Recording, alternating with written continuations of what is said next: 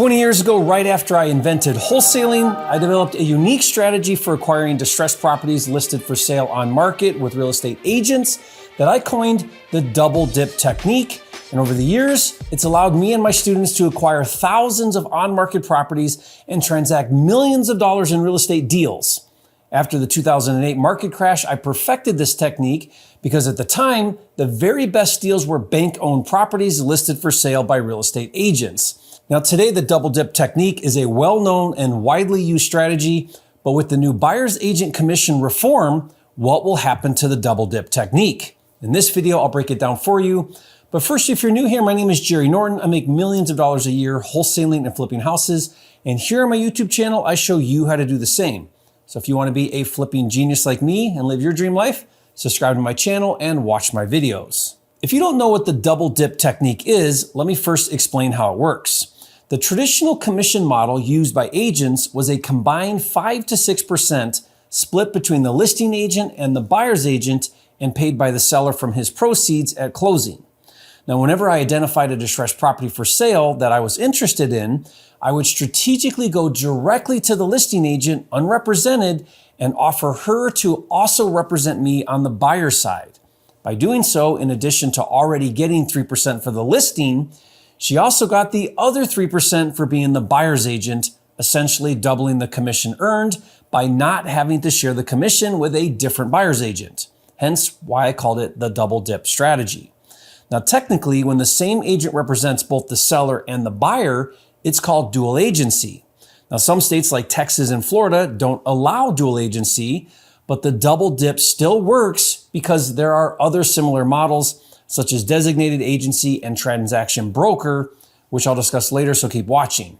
The point is, the double dip creates a competitive advantage with agents, but starting July of 2024, as a result of the NAR settlement, the old commission model is going away. If you're not aware of the changes, I'll briefly explain them, but for an in-depth breakdown, I did a video that you can watch. I'll put the link in the description below for you.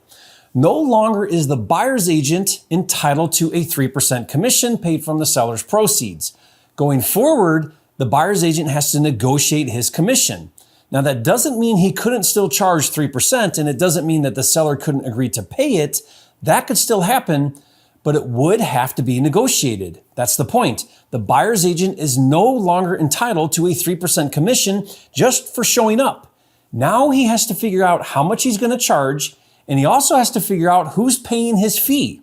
That means the buyer's agent could get his buyer to pay his fee, or he could ask the seller to pay his fee as part of the negotiation. So if that's the case, let me ask you a question. As an investor making offers on distressed on-market properties, how can you create a competitive advantage in the marketplace? That's the goal, isn't it? That's why I invented the double dip technique. Ask yourself, how can my offer stand out above all the other offers? How do I motivate and incentivize listing agents to work with me?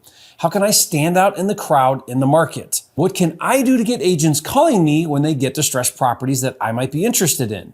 These are the questions you should be asking. Well, I've thought about it a lot, and here's what I'm going to do. I'll still go directly to the listing agent unrepresented, and I'll still offer the listing agent to also be my buyer's agent, but this time, rather than the seller paying for the buyer's agent, I'll offer to pay the listing agent directly. Now, at first glance, this may seem counterproductive because on one hand, the listing agent earns extra commission and will go to bat for me, which will definitely give me an advantage. But the downside is I just added a cost that I have to pay that has to be factored into the deal. But hopefully it's a wash. For example, following the old model, if I make an offer for, let's say, $100,000, the seller would factor in 3% or $3,000 to pay the buyer's agent. So his net would be $97,000. And if I double dip the deal, the listing agent would get that $3,000 buyer agent commission paid by the seller. Well, now following the new model, I would offer the seller $97,000 without him paying the $3,000 commission, and instead I would pay it directly, and following the double dip technique, I'd pay it to the listing agent. In both scenarios, the seller nets $97,000. I pay $100,000 total for the property, and the list agent gets both sides. Mission accomplished.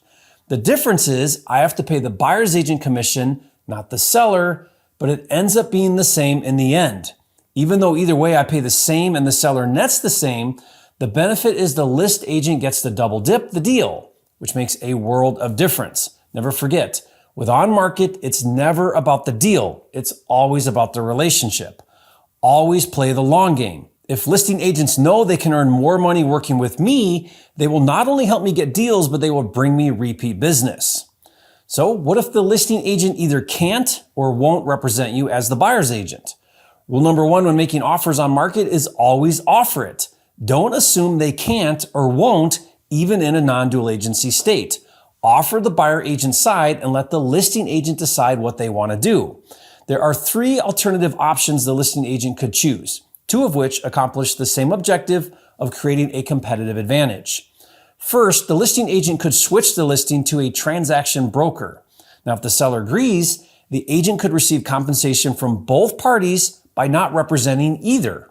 Basically, their allegiance isn't to either party, and they just facilitate the transaction and still get both sides. My students and I have done it this way thousands of times in non-dual agency states like Florida and Texas. The second alternative option the list agent could choose is designated agency. This is where the listing agent has another agent in their office represent you.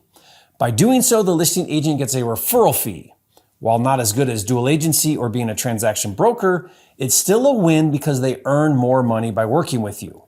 Now, the third alternative option is not beneficial at all, but it's still a choice that some will opt for, and that is to choose not to represent you or receive any buyer agent compensation at all.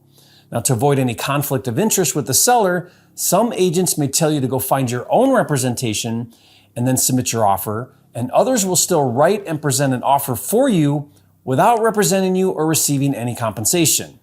In either case, just make your best offer knowing that you don't have a competitive advantage. But the point is just offer the buyer side to the listing agent and then let that agent tell you what they are willing to do.